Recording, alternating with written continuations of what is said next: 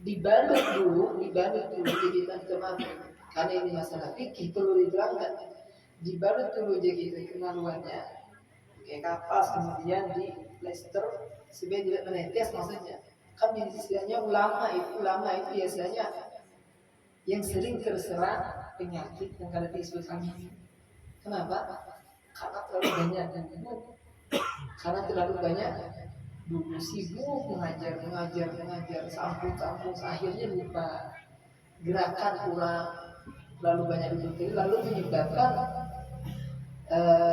zat gula yang dikonsumsinya itu menumpuk akhirnya menjadi sejenis gumpalan. Itu seperti itu akhirnya tidak begitu.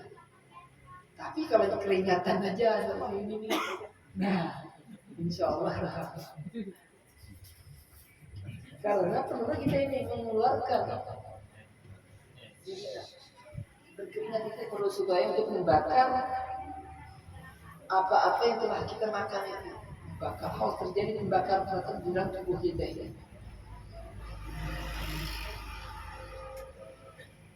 Dan juga isi khotib seperti ini maka harus seperti itu tadi, harus dibantu doa. Cuma yang lebih afdal itu dia harus mencari ganti khotib yang lain sebagai penggantinya, karena lebih afdal kita khawatir kalau bina kecolongan gitu. Karena dia membawa hadas, membawa. Kemudian lagi syaratnya dan kewajiban si khatib lagi adalah masturul aurat, harus menutup aurat. Sekarang saat kita menutup aurat tidak mungkin orang si khatib menyampaikan khutbah itu membuka aurat jadi tidak mungkin. Cuma bisa saja aurat itu terbuka di saat kita sholat atau di saat kita menyampaikan khutbah bagi si khatib. Bisa saja terbuka, misalnya di saat itu misalnya angin deras.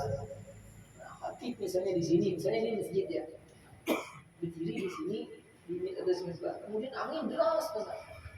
Sekalinya, sedikit besar aja nih, ditiup angin misalnya sarungnya pasang terbuka sampai di atas lutut tadi, maka itu adalah aurat. Karena auratnya laki-laki di dalam salat itu batasnya sampai lutut. Makanya kita ini sampai mata kaki kita bersarung, pakai misalnya dia bisa juga. Karena pas-pasan ini misalnya selama di sini ini, pas waktu kita sujud pasti itu bukan. Maka di saat itu ada sahlah sholat seseorang di saat aurat terbuka. Jadi maka si khatib kita kembali kepada si khatib di saat dia menyampaikan khutbah lalu angin deras tadi meniup kencang sarungnya dan kebetulan beliaunya karena pakai pakaian dalam misalnya. Nah ini bisa saja. Makanya kita itu lebih baik dan dianjurkan setiap sembahyang itu harus pakai pakaian dalam, selawar katok lah, celana panjang, celana dalam. Jangan bujur harus selalu bersama aja misalnya. Usia terlalu ya atau juga ada orang bisa lebih bergaya di belakang dijurutnya gitu. Nah, hal semacam ini biasanya di pondok-pondok biasanya saking bergayaannya tuh. Nah, gitu. Nah, jadi kita lebih baik memakai pakaian dalam. Ini lebih aman lah. Seandainya terbuka juga, kada sampai membuka aurat. Nah, jadi mungkin seperti itu terbuka atau jika angin kita kipas angin terlalu deras dan ruangan masjid misalnya sempit. Maka pantulan udara tadi menantul ke bawah dan menyebabkan sarung ini mekar di kita lalu terbuka aurat seseorang itu, dan hal itu juga dapat membatalkan khutbah seseorang tadi. Apabila memang syaratnya di saat auratnya terbuka tak ada langsung ditutupnya. Apabila memang si khatib tadi terbuka di saat ditiup angin misalnya terbuka langsung ditutup sini tahan itu. Bapak sah. Dia mau dibiarkan sendiri. Sebenarnya ini harus langsung ditutup seperti itu.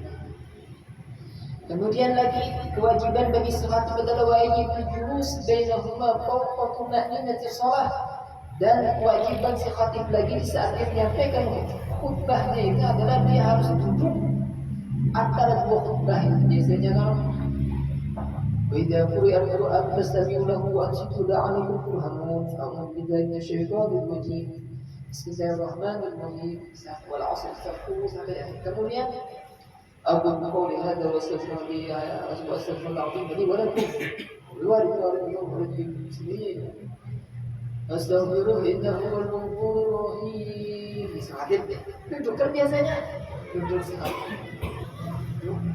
Nah, wajib itu antara dua khutbah yang wajib. Kadar lamanya si khatib ini duduk adalah selawas dia membaca surah Al-Ikhlas, dan dianjurkan disarankan jika dia memang membaca surah Al-Ikhlas itu di saat dia duduk antara dua khutbah baca bismillah. Karena aja khatib nih.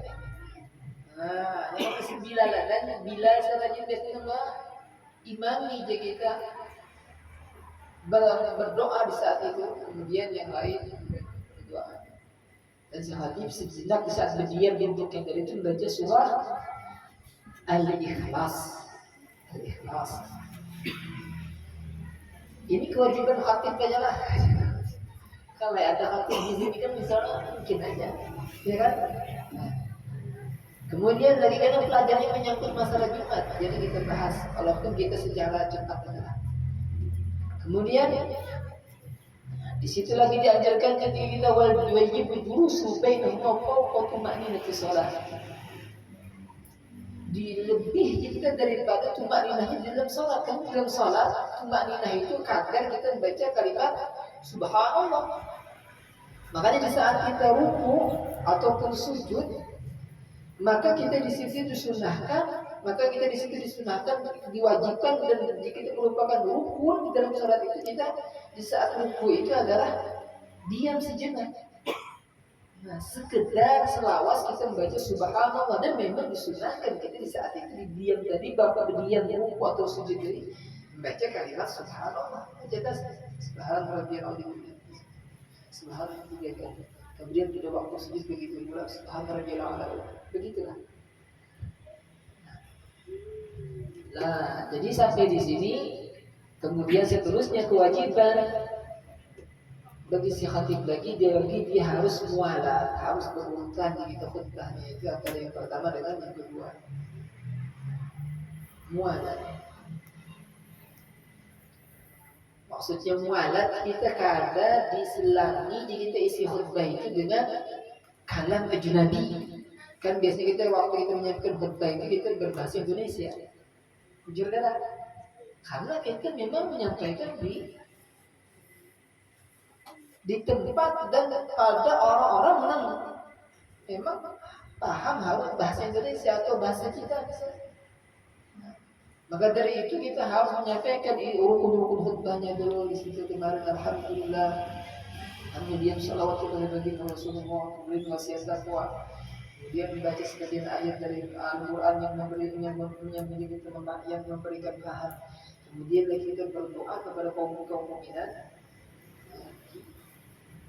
dalam isi khutbah itu. Maka di saat kita tadi antara isi khutbah rukun-rukunnya tadi itu diselingi, diselat-selat gitu dengan bahasa Indonesia atau bahasa yang kita sering kita dengar, maka lebih hati-hatinya, lebih ihtiyatnya si khatib itu mengulang lagi kita setelah dia selesai membacakan untuk menyampaikan isi khutbahnya dengan bahasa Indonesia tadi dengan rukun-rukun khutbahnya. Alhamdulillah.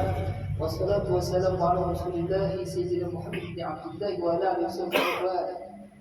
Usikum wa nafsi bitaqwallah. Akan begitu. Ulang-ulang yang kemudian ada dia membaca ayat kemudian setelah itu aku lupa lihat kemudian dia astagfirullah, kemudian baru dia kan begitu.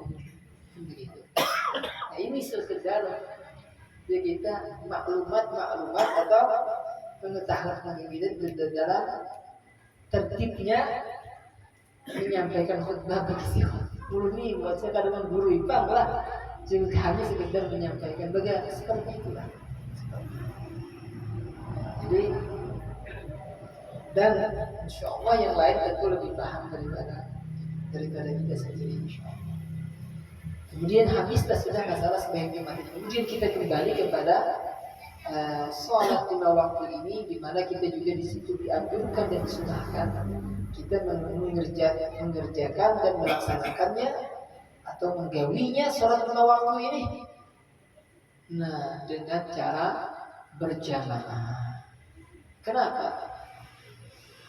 Karena Rasulullah Shallallahu Alaihi Wasallam sebagaimana dari sekian banyak riwayat para ahli hadis itu, beliau tidak pernah mengerjakan sholat 5 waktu itu sendirian, selalu berjamaah.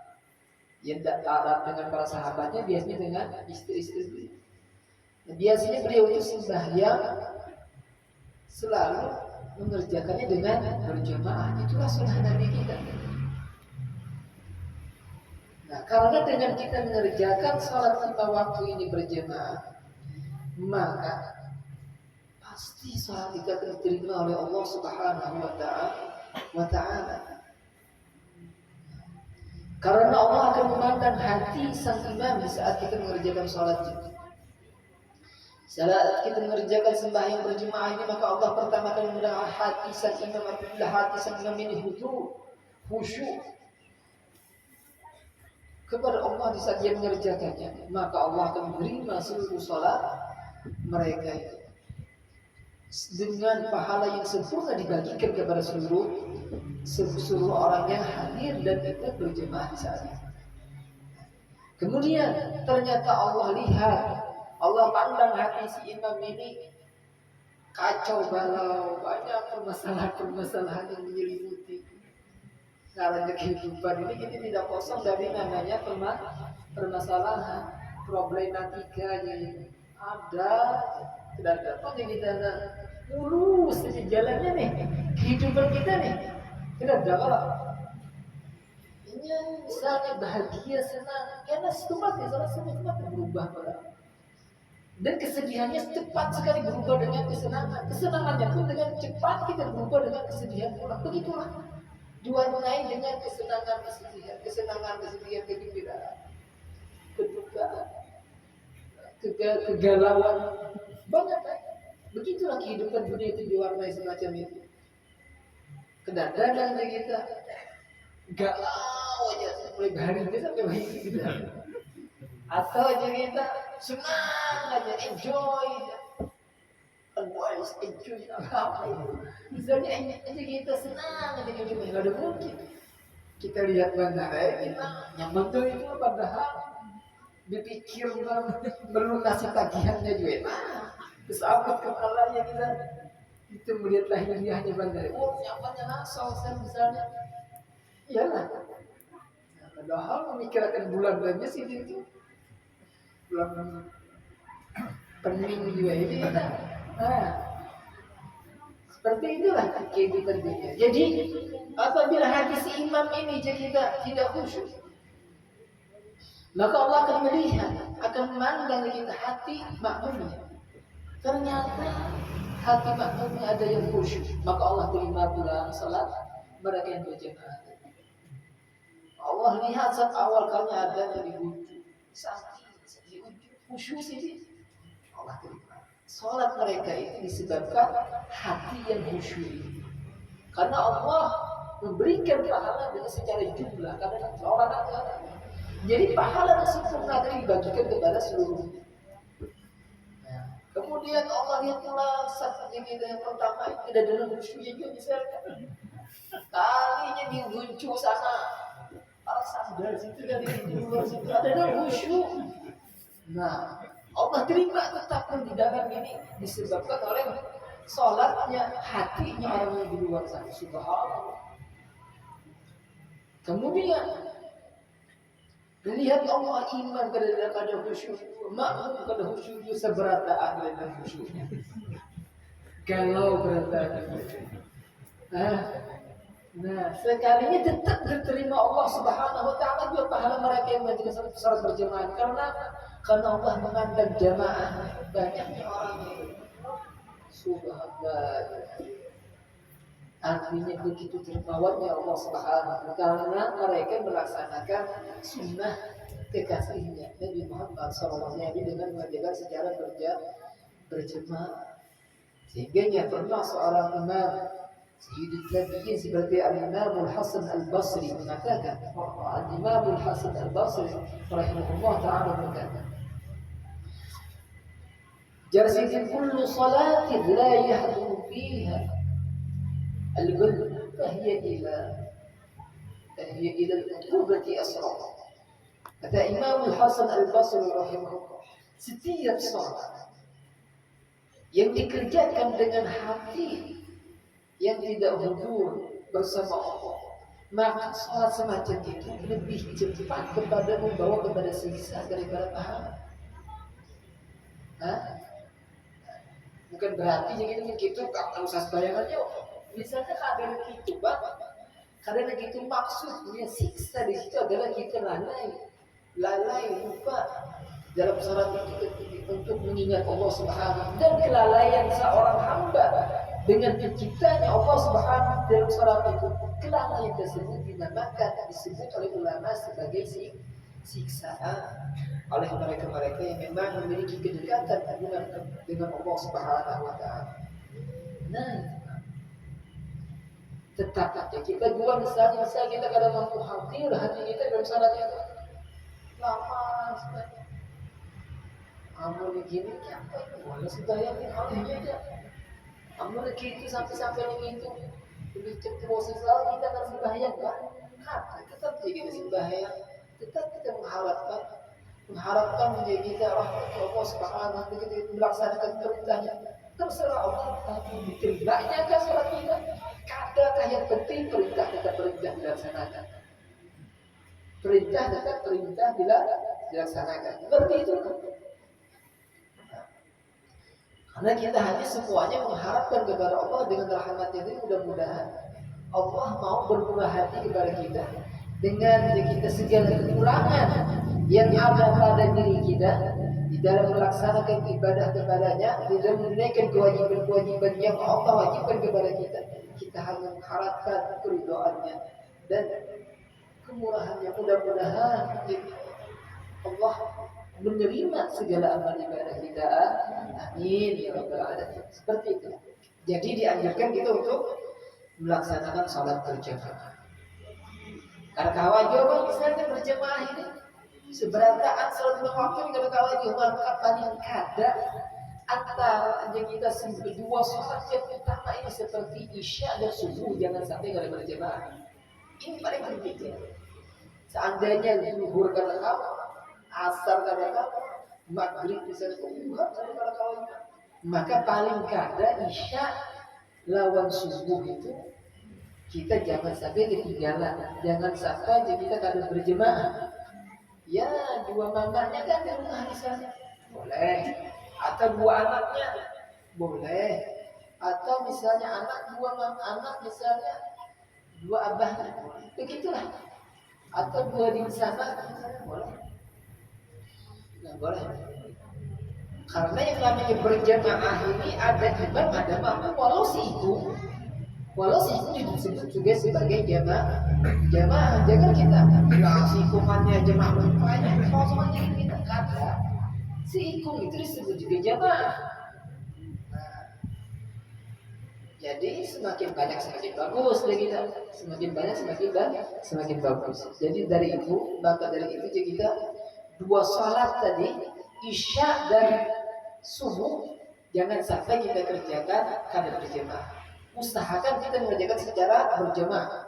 Karena dalam hadis juga Rasulullah menyebutkan yang artinya adalah dua sholat yang begitu berat bagi orang-orang munafik itu mengerjakannya adalah sholat isya berjamaah dan juga sholat subuh. Karena sebagian bisa di orang haul kuyuran jadi kita bukan apa sibuk ya lah. Nah isya nih karena merasa panjang aja waktunya, lalu kadang-kadang kena aja gitu gampang aja. Itu pertama. Yang kedua kadang-kadang isyanya labahan kan orangnya banyak makan tiba maghrib atau sebelum maghrib bahan bakarnya penuh sudah bisa mau. Akhirnya kada bisa ya kita tempat pada waktunya teguri kadang-kadang orang lalu kada berjamaah. Syukur-syukur kalau digawi dua aja kita bisa kita tengah malam saya pasang bangun dulu sih ya lah tapi subuh.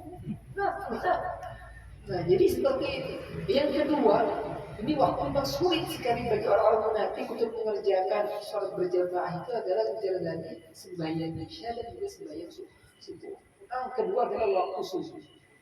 Karena waktu subuh ini dan paling hanya kita parahatan nyaman-nyamannya gurih. Maka apabila musim kita harus dikatakan ini dinginnya luar biasa.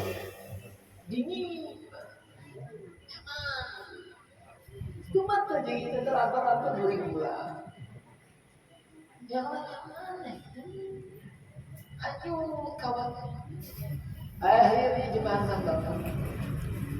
Kesiangan jadi jangan santai. Jadi subuh ini berat. Bangun ya berarti ini jam 4 bangun. Dan nggak aja orang mengaji siang karena sebelum pulang ke batal ke Pulau Kapuk nih. Lalu berikan doang. Nah jadi ya subuh ini berat.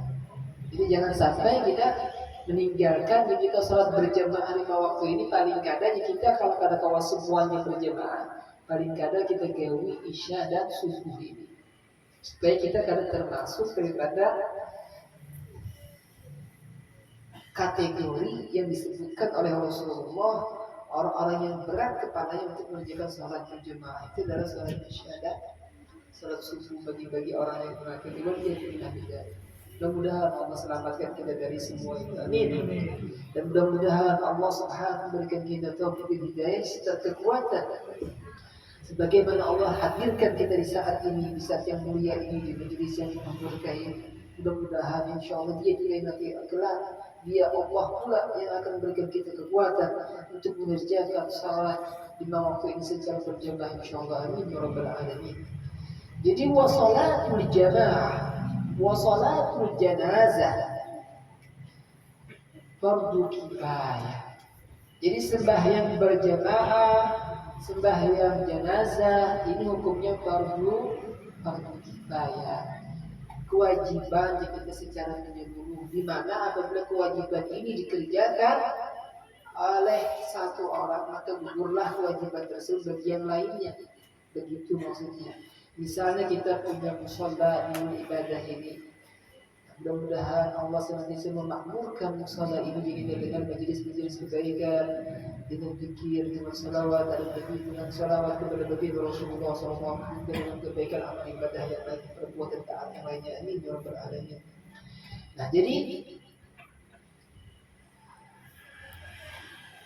apabila kita misalnya kita punya mushola seperti ini, urut ibadah, mushola yang kita sekarang berada di dalamnya ini, kewajiban kita untuk mengisi sembahyang berjamaah.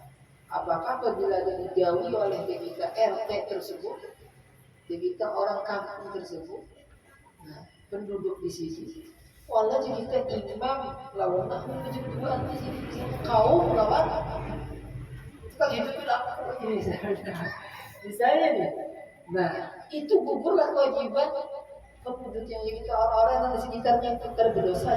Cuma bilanya sampah masjid atau langgar ada diisi kosong banget, radionya di bumi ada juga aja kalinya yang ngaji kalinya kan ada radio ini kita kan mensuntai ya motor bisa kemana-mana penduduk yang singgah kita melihat seperti itu berkurangnya. Kalau orang sudah disibukkan dari kesibukannya masing-masing, sibuk. Nah, akhirnya terlupakan kewajiban semacam ini. Nah, maka apabila sampai masjid misalnya atau langgar atau musola seperti musola ini, kada diisi oleh penduduk kampung setempat cerita, maka maka berdosa ternyata dapat terletak catatan. Nah itu bang, namanya itu bantu kita suku-suku jadi kita rajin mengisi langgar kita atau mengisi kita. Sebab mereka itu kita kadang berdosa akhirnya. Nah, alhamdulillah. Cuma lebih awal lagi kita memakmurkan semuanya, kita saling bantu membantu semua, kita ambil berbondong-bondong, kita ramaikan, kita meriahkan musola kita, masjid kita dengan ibadah-ibadah, majelis taklim, majelis khair. Insya Allah jika kita melaksanakan, kita ketakwaan semacam itu, insya Allah kita akan mendapatkan keberkahan yang Allah janjikan, sebagaimana Allah sebutkan di dalam firman-Nya dalam surah Al-A'raf. Di juz yang ke-9, walau anna ahlal qura amanu wattaqu lafatana 'alaihim barakatun minas sama'i wal ardh. Andainya ujar Allah, seandainya penduduk kampung itu amanu, beriman kepada Allah, beriman kepada Rasul, beriman kepada Allah, wattaqu, kemudian bertakwa. Ini berarti hubungan muamalah kita, hubungan ibadah kita kepada Allah, bagaimana muamalah kita, ketakwaan kita. Nah, ya dengan melaksanakan kita memeriahkan hidup berkembali sunnah Nabi, takwa sebut sebagai takwa. Dan kita sudah melaksanakan takwa semacam ini. Apa janji Allah? La fatahna alaihi, niscaya akan kami bukakan kepada penduduk kampung tersebut, kepada mereka yang barakati minas sama, keberkahan yang turun dari langit dan juga keberkahan yang Allah timbulkan dari bumi. Pasti penduduk kampung tersebut diberkahi oleh Allah Subhanahu, dan itu merupakan janji Allah Subhanahu. Karena Allah tidak pernah menyalahi janji. Inna Allah la yukhliful mi'ad. Tidak pernah Allah menyalahi janji. Tidak ada aja kita suatu perusahaan atau CV yang berjanji, yang bujur-bujur menepati janjinya selain Allah Subhanahu wa Ta'ala. Kadang kita percaya ini, percaya itu, kita dengan ini, kadang-kadang kita mana juga. Tapi kalau Allah, janji Allah pernah kita temui disalahi oleh Allah, dipercundang oleh Allah. Allah pasti akan menepati janjinya. Maka dari itu tinggal kita jalani, dan mudah-mudahan Allah Subhanahu wa Ta'ala, Allah hidupkan, Allah gerakkan hati kita ini supaya kita kembali menghidupkan kembali sunnahnya baginda Rasulullah sallallahu alaihi wasallam semacam atau seperti salat berjamaah ini. Ayo kita kerjakan salat waktu itu secara berjamaah. Insyaallah semuanya musta'idin, insyaallah siap berangkat. InsyaAllah, amin, siap bersama berangkat. Inilah perjanjian kita dengan Allah Subhanahu. Inilah perjanjian kita dengan baginda Rasulullah sallallahu alaihi wasallam. Kemudian wa salatul janazah fardu kifayah.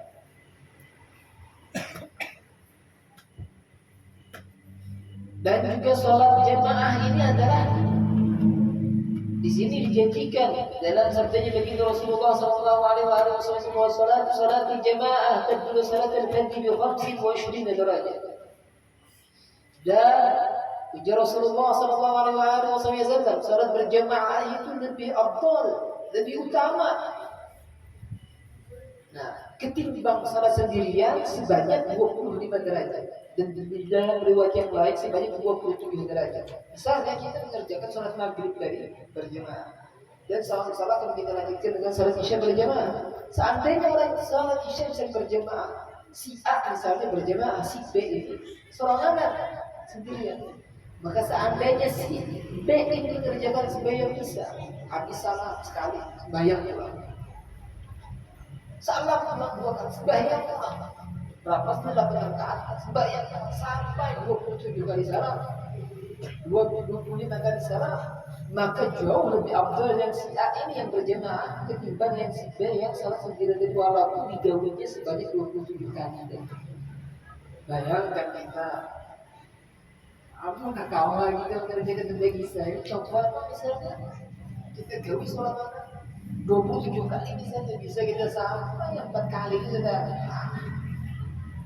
tangan berantakan, cukup bisa Iya lah, karyakan gitu. 4 kali 27 berapa ya?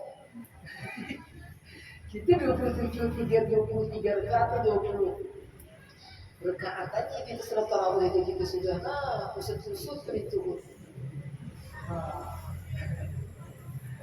Iyalah, apalagi seperti itu. Maka dari itu kesunahan sudah diberikan, yang sudah diajarkan oleh kita saja kita pegang dengan sungguh-sungguh.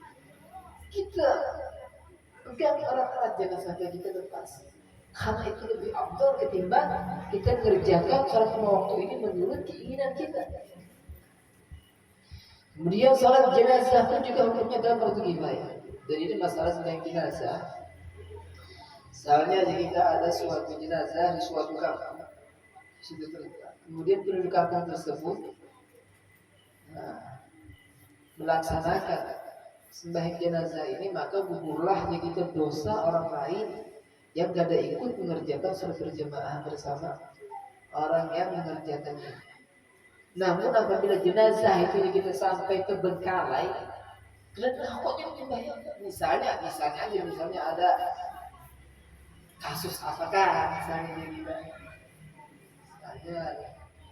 orang itu kehidupannya kita meresahkan masyarakatnya misalnya lalu orang kampung ini mual diusir tetapannya kayak apa biar jadi pelajar bagi yang lain misalnya kan seperti itu bahasa kasarnya tuh. Nah, kalau masyarakat ini sudah kemuaran bisa ditibanya ke sungai ya tuh letakannya itu cuma iyalah nah semacam ini nih kita harus mendirikan fardu kifayah dari salat jenazah tadi, walaupun kita kehidupannya dari itu suram kita kelam kita bagus itu bisa saja si fulan dari itu di akhir hayatnya dia bertobat kepada Allah. Kita hanya berbaik sangka aja. Entah kita dosa-dosa yang terlakukan itu hubungannya antara kita dengan Allah, ada kewajiban kita tetap dibayarkan supaya gugur kita dosa tersebut, dosa-dosa para penduduk tersebut dengan kita melaksanakan fardu kifayah. Ya, hak. Nah seperti itu.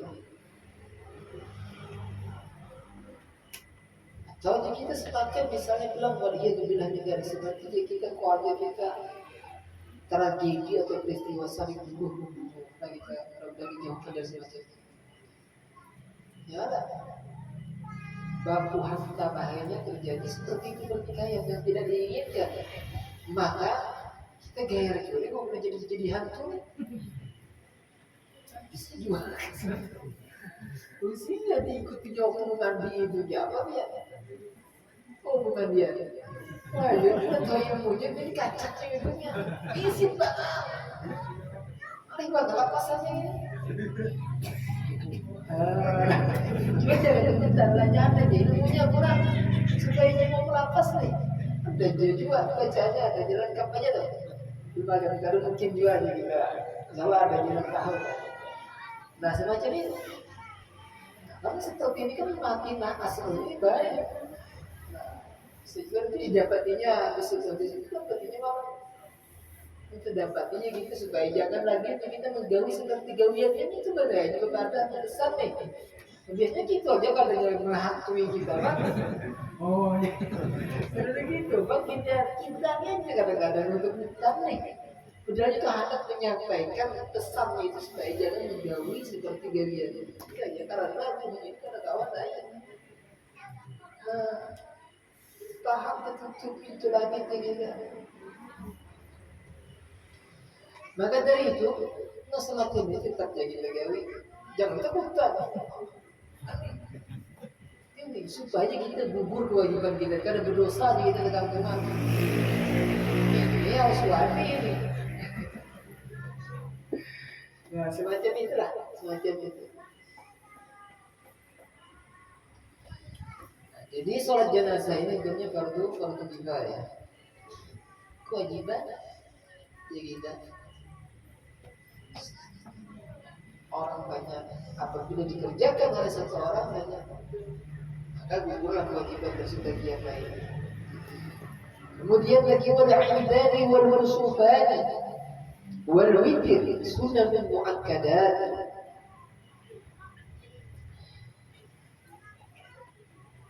Kemudian lagi salat sunnah, kita setelah membahas salat jamaah, salat fardu kemarin sudah dibahas pada kajian telah lalu.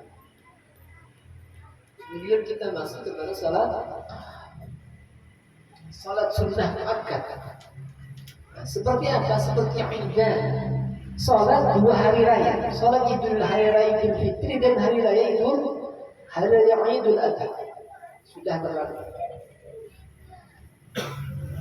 Maka kedua salat hari raya ini hukumnya sunnah muakkad.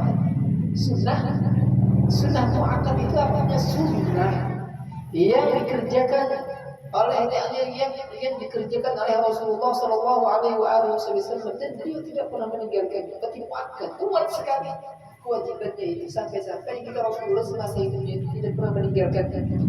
Itu berarti sunnah muakkad. Maka itu artinya kuat. Salat 2 hari raya ini, hari raya Idul Fitri, Idul Adha itu sunnah muakkad. Makanya kita setiap sebagai hari raya itu ibadah. Ibadah masjid hibah sampai ke jalan-jalan. Sembahyang Jumatnya wajib. Ini nggak wajib. Kenapa lah? Karena kita di saat hari raya itu gembiranya luar biasa kita ini. Gembira senang. Masya Allah, baju hanya berada. Ya Allah, sandal hanya, kopiah hanya. Jadi kita ibunya kita tapi dibujuk-bujuk jalan kita memenuhi jadi ruang-ruang tempat untuk melaksanakan salat raya tersebut. Padahal kita salat Jumat itu hukumnya wajib. Nah, kadang-kadang kita seperti itu, kadang-kadang kita kecoh aja kan. Padahal itu wajib. Terus bahaya hari raya ada susah. Ya udah kita lebih afdal sebagai Jumat, tapi seperti itulah.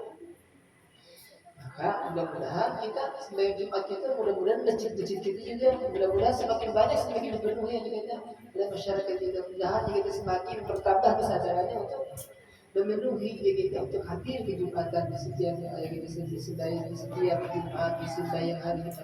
Amin ya rabbal alamin. Jadi sembahyang Jumat. Kemudian lagi wal kusufan. Kemudian 2 sembahyang gerhana bulan dan gerhana matahari. Ini sudah makan. Rasulullah itu bila melihat terjadi gerhana bulan, maka beliau sembahyang gerhana bulan. Sembahyangnya siapa ya? Ada khutbahnya juga ya. Pernahlah kita menggawi. Jarang lalu kita menggawi lah karena kita memang di daerah kita jarang kita seperti ini. Nah, ini sebenarnya sudah muakkad. Adapun yang kita seperti di Khobrol itu mereka selalu mengerjakan. Bila terjadi gerhana bulan sembahyang malam itu pula. Dan biasanya Sayyidina Habib Umar biasanya mandi itu sunnahnya mandi juga Jumatan juga mandi di. Nah itu kita bersih-bersih dengan sembahyang gerhana bulan. Begitulah juga sembahyang gerhana matahari. Karena di sana orang sangat mengetahui sekali kita peredaran bulan ini. Kita ini kalender tanggal lagi kita bisa lihat kita. Ada tuh kita kalendernya ya, tanggal berapa hari ini? Tahu kita kan tahu. Jangan kita tahu kita apalagi bulan ini. Ya kalau jangan kecuali memang tanggal itu kita tanggal yang mungkin penting kita untuk kita misalnya. Tanggal apa rajinnya?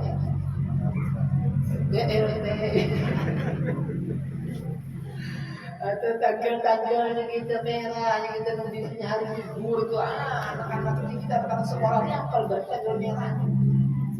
Dicatat keselangnya barang, tandanya barang. Kalau kita tanggal merah, liburan, berapa hari kita libur-liburan ini?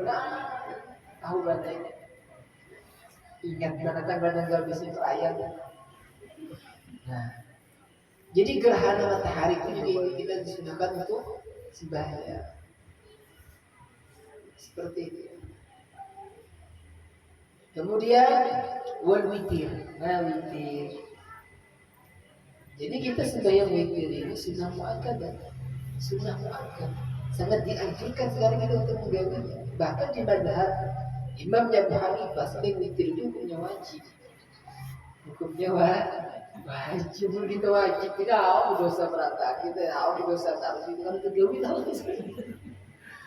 Untung aja kita madhab Imam Syafi'i sunnah aja. Maka sunnah ini adalah sunnah muakkad. Artinya Rasulullah itu selalu menggawi witir. Dan Rasul itu biasanya menggawinya sebanyak 11 rakaat. 11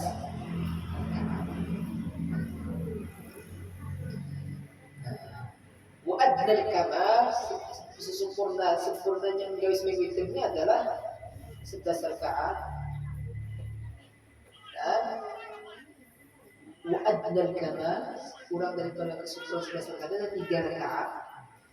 Dan kita wa'aqalluha, dan sekurang-kurangnya kita menggawi witir ini serakaat barang kita menggawi seminggu witir nih. Kalau witir itu artinya ganjil, artinya sebenarnya ganjil paling sekurang-kurangnya serakaat. Cuma apabila kita menggawi serakaat harus tunai makruh dua, artinya kumpulannya ini serakaat aja. Wah, benar-benar itu lagi kayak kita. Nah, jadi kalau buka tuh tiga kan. Namanya kita kalau terbiasa malam misalnya menggawinya habis bagian syiriknya nggak langsung. Mestinya kita kalau terbangun tengah malam kan, supaya kita pasti kita gawi.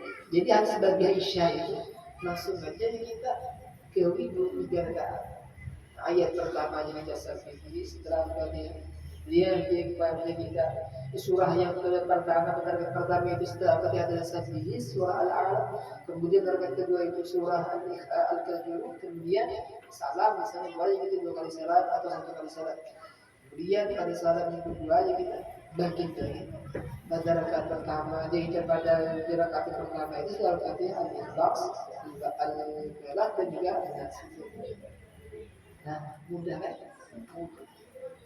Karena Rasulullah menyebutkan dalam salah satu hadisnya yang terakhir itu. Sebelum kita tutup majelis ini. Nah, ujar Rasulullah dalam hadis itu bunyinya, waqala Nabi sallallahu alaihi wasallam, "Awtiru ya ahlal Qur'an, awtiru ya ahlal Qur'an." Ujar Rasulullah, kerjakanlah wahai ahlul Qur'an. Artinya umat sini kita katakan adalah umat sini. Ahli Qur'annya kita baca Al-Qur'an. Tafsirnya banyak dari hadis tersebut, bisa menjadi hafal Quran, bisa membaca Al-Quran, dan juga bisa membantu. Karena umat kita ini adalah kitab sucinya adalah kitab Al-Quran. Pedoman mereka kitab sucinya adalah Al-Quran. Makanya Rasulullah SAW ya ahli Al-Quran, kerjakan salat itu wahai ahli Al-Quran, wahai jadi bukan wahai orang-orang yang membaca Al-Quran. Jadi karena itu perintah, dan perintah ini kalau datangnya dari Allah dan Rasulnya biasanya hukumnya adalah wajib menurut ulama usul. Maka dari itu menurut madhab Imam Abu Hanifah, Imam Abu Hanifah, madhab Hanafi, mereka sholat witir itu hukumnya wajib sebagai insya Allah.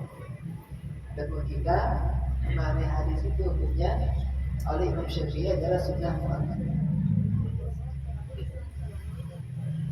Kemudian wakadha rawatib Rasulullah, ini akan misalnya kita lanjutkan pada kajian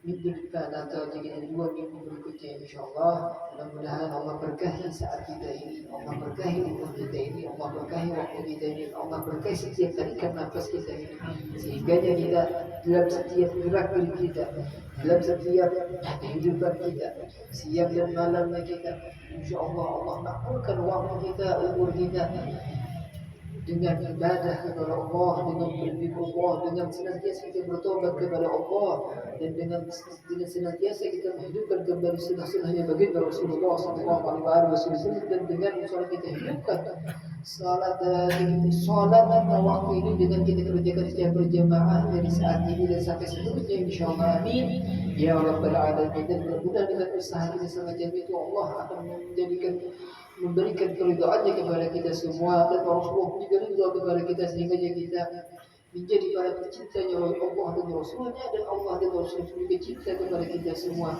Dan mudah-mudahan Allah berkahi keturunan kita, tidak Allah berikan modal kepada mereka semua, dan mudah-mudahan Allah berikan kita dan juga mereka taufik sehingga mereka sedang kita dan juga mereka senantiasa melaksanakan ketaatan ketakwaan kepada Allah dan Rasulnya. Amin ya rabbal alamin. Ini saja yang kita sampaikan, mudah-mudahan ada manfaatnya bagi mereka yang mengambil